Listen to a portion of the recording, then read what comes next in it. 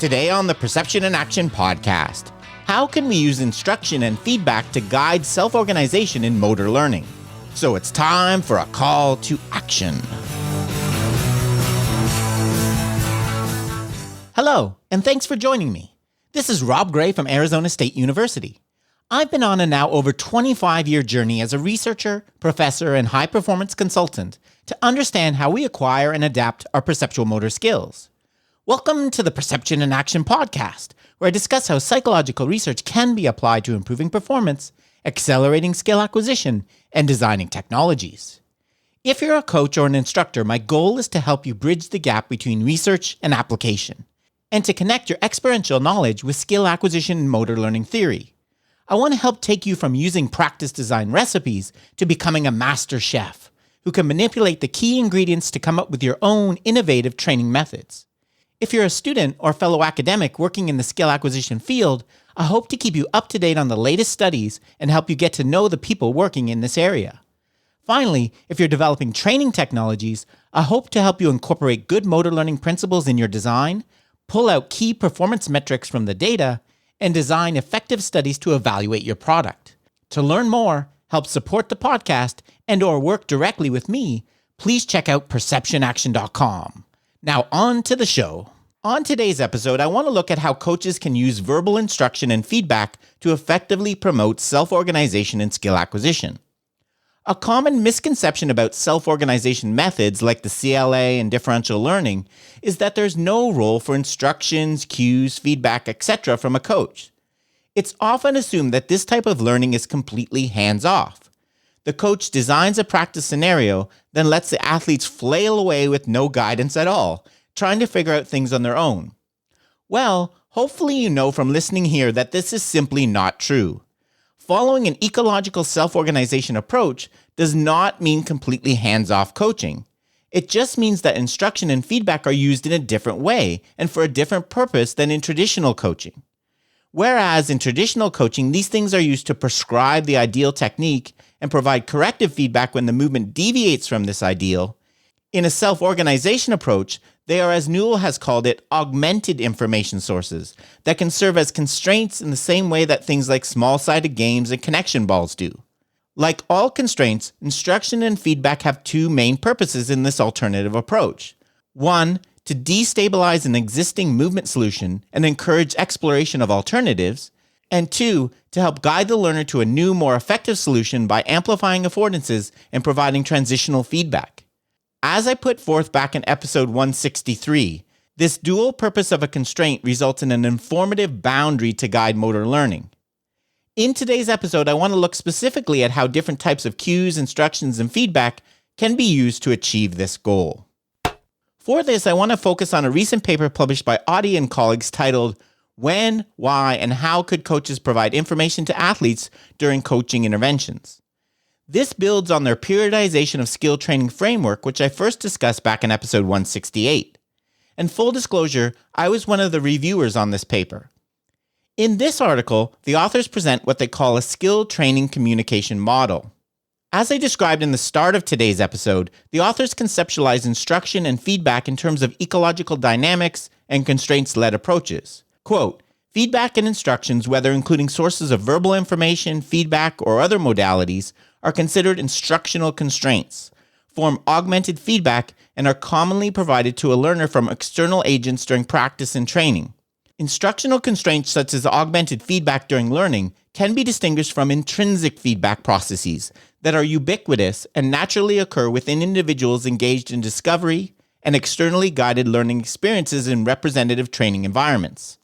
While experience of intrinsic feedback during learning is vital, research has shown that externally provided feedback and instructions, or instructional constraints, carefully applied by coaches may support, guide, and complement learning. End quote. With respect to learning experiences, the main goal of verbal feedback and instruction is to help educate the attention of a learner to perceive and utilize relevant information sources. And finally, quote, an important role of sport coaches and teachers is to guide the learner's search of the affordance landscape. Application of instructional constraints is a powerful tool to be carefully used in important search activities. Hereby, pedagogical practice is conceived as driving the search process, that may be described as learning to attend to informational variables of the task and modifying actions in terms of these informational variables." End quote. So clearly, the outlined purpose of instruction and feedback here is to promote exploration of the perceptual motor landscape and self-organization of movement solutions. Contrast this with the traditional way these things are used. Quote, "Traditional pedagogies tend to emphasize specific, detailed prescription of a movement template for repetitive rehearsal, providing an optimal way to perform a specific movement, as well as the application of corrective feedback and repeating movement technique. These prescriptive coaching approaches arguably lead to overuse of verbal information and feedback that can impede athlete development by impinging on opportunities for self-regulation." End quote. Getting into more specifics, the communication model takes into account 3 factors. 1, the stage of skill periodization based on Audi and colleagues' model. For this, the stages are coordination training, skill adaptability training, and performance training. 2, the methods used to give instruction or feedback, for example, question and answer, cueing, observational learning, etc. And finally, 3, the quality and quantity of information given to the learner. Let's first look at the goals of each of these training stages and then consider how the different types of instruction and feedback can be used to support them. In the coordination training stage, the goals are search, explore, and stabilize. Here we have athletes that are at a relatively low stage of skill proficiency. So the goal of training is to essentially help them find an initial solution to the degrees of freedom problem and find a movement solution that produces some initial task success, but may not be optimal. We want to encourage the learner to explore the available degrees of freedom and find a solution that works for them. As we discussed back in the Journal Club in episode 186, the idea here is not so much learning to move, it is learning to learn to move. That is becoming a movement problem solver. In the skill adaptability training stage, the focus is on adapting the existing movement solution to be effective in more complex and representative environments. There are parallels here between this stage and the parameterization stage in Newell's model and freeing degrees of freedom in Bernstein's. The idea here is to work towards more optimal and adaptable movement solutions as opposed to ones that merely just work.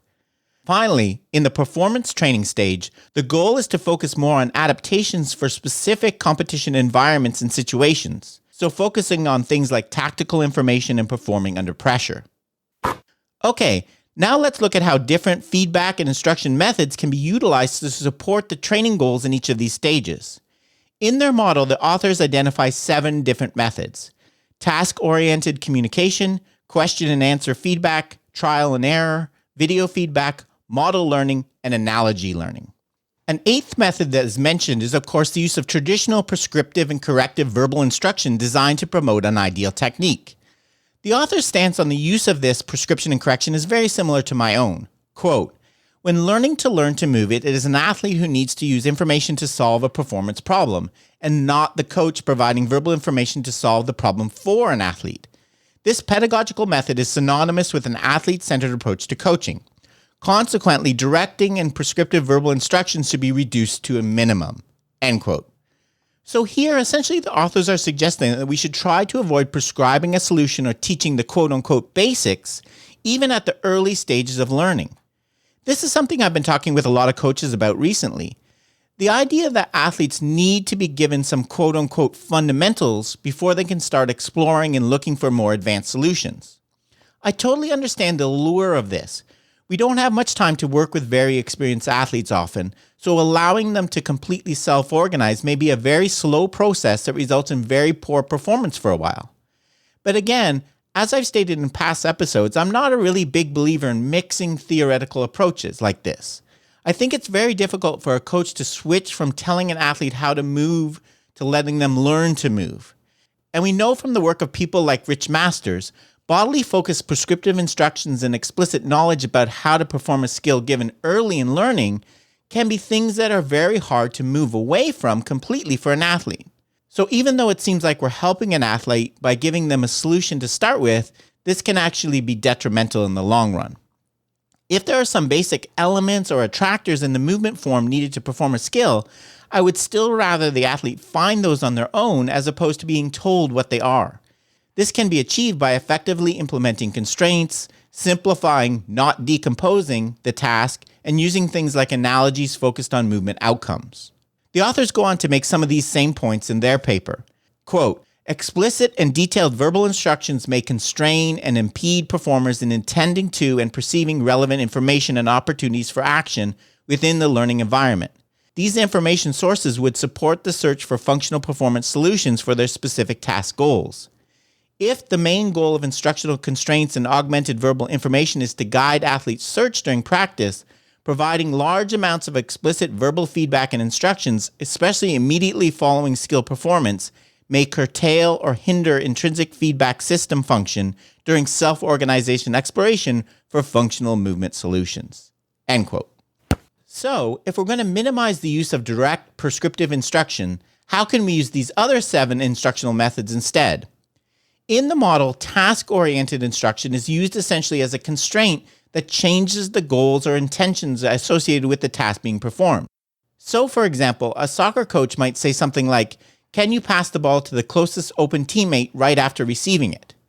Here, we're challenging the athlete to change their movement solution by giving them a specific task sub-goal. But notably, we are not specifying or instructing on how this will be achieved. This can be an effective way of altering a practice when an athlete is unable to initially perform the task you laid out for them. You are essentially directing their attention to an affordance, an opportunity for action they may have been missing. The use of the question and answer method by a coach and athlete can be a highly effective way to guide self-organization. However, the authors emphasize a critical point here. The aim of a coach's questions should always be to elicit an action from the athlete, not a verbal response. For this, they appeal to Gibson's distinction between knowledge of and knowledge about. Quote, with respect to this crucial differentiation between emergent actions and verbal descriptions in practice, it's important to note that Gibson distinguished between knowledge of and knowledge about the environment. On the one hand, in sport, knowledge of the environment supports functional actions. On the other hand, knowledge about the environment facilitates symbolic representational understanding, which may be exemplified by understanding of shapes and patterns on a tactical whiteboard. The aim of a sport practitioner's attempt to provide questioning should be targeted at developing knowledge of a performance environment, which may stimulate an athlete's self-regulatory activities in practice. End quote. An example of questions a coach might ask that focus on knowledge of are, show me how you could handle the last one-on-one situation differently when you're pressured by an opponent and trying to find your open teammate in space. Here again, we're essentially using the question as a new task constraint, isolating a very specific phase of the action. The fourth method Audie and colleagues discuss in their model is trial and error. While this tends to get a bad name, it is of course what self-organization is all about. In a self-organization approach, the design of the practice session should be the main stimulus to drive the search for movement solutions, with instruction being used sparingly to support this process. The fifth method discussed is using video feedback. Here the authors emphasize that this can be beneficial in the coordination training and skill adaptability training stages. However, ideally, it should be from a first-person point of view camera rather than the typical third-person view. This is because we want the visual information available in the video to be the same as what is available to the athlete. The sixth method discussed in the paper is model learning. Here, of course, we're talking about the use of observational learning, which I discussed back in episode 20. This is something Newell has discussed in some of his articles on augmented information. Quote, visual informational constraints from models guide the actions of learners in motor learning. By perceiving and imitating a model's relative motion pattern, that is, the relations between body parts, athletes are afforded with constraining augmented information to facilitate their search for functional task solutions. In other words, model learning may act as a rate enhancer rather than a rate limiter in early skill acquisition stages, such as the coordination training stage, end quote. And quote, evidence further suggests presenting learners with models of movement patterns of different performers at different performance levels to showcase a range of movement possibilities in the affordance landscape, end quote. For me, this is a much preferred method to giving an athlete a prescriptive bodily focus instruction so that they learn the quote-unquote fundamentals first. For example, a coach could demonstrate a freezing strategy to a new learner to help them constrain the search and allow them to initially solve the degrees of freedom problem. Instructions that accompany modeling should of course focus on movement outcomes rather than what specific parts of the body are doing. Finally, the authors emphasize that in later stages of learning, for example, the performance stage, modeling should be used to demonstrate and highlight the range of different movement solutions available for the task, rather than focusing on one idealized solution. For more information on observation and modeling as rate enhancers, please check out episode number 141. The final method for instruction and feedback discussed in the paper is analogy learning. Here, the authors refer to Nick Winkelman's classification of the 3 categories of analogies that can be used to support motor learning. 1. Scenario-based analogies, for example, the well-known reaching for the cookie jar analogy for a basketball free throw. These are designed to convey information about a desired technique.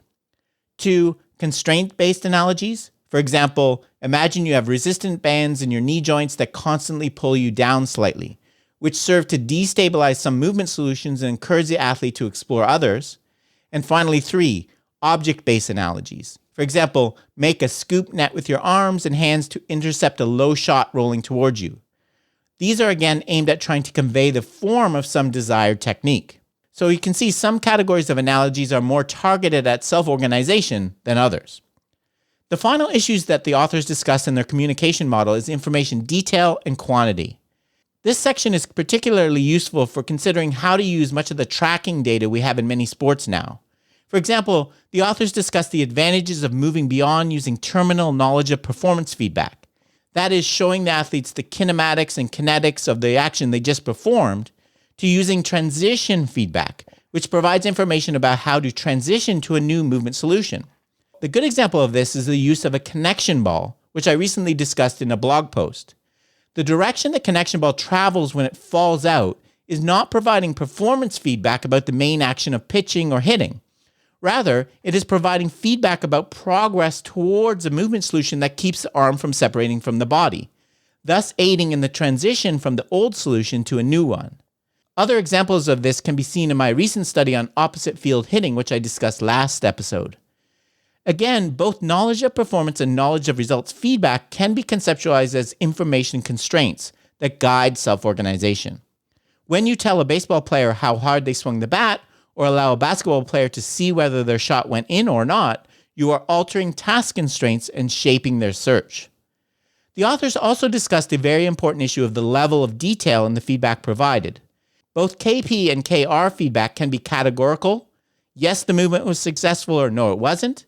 Graded, where the performance of results is described in a small number of levels. For example, the ball was short, long, or very long.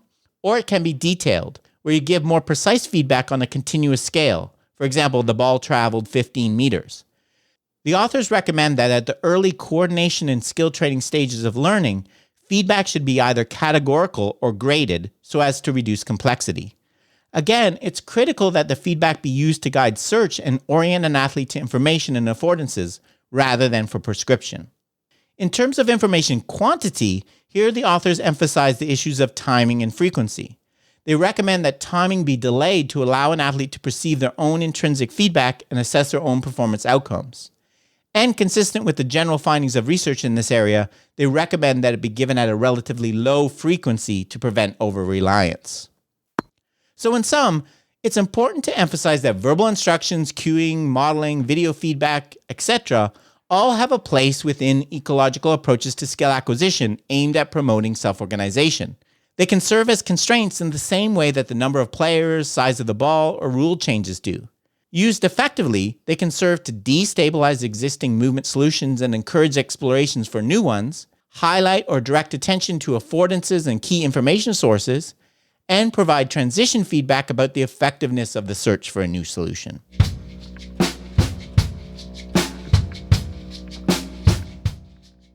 Okay, that's it for today's episode. Remember, you can contact me on Twitter at ShakyWeights or at robgray@asu.edu.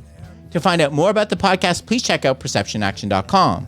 Finally, to support the podcast and receive bonus materials, including written transcripts, please head over to patreon.com/perceptionaction. This is Rob Gray from ASU. Cheers for now, and keep 'em coupled.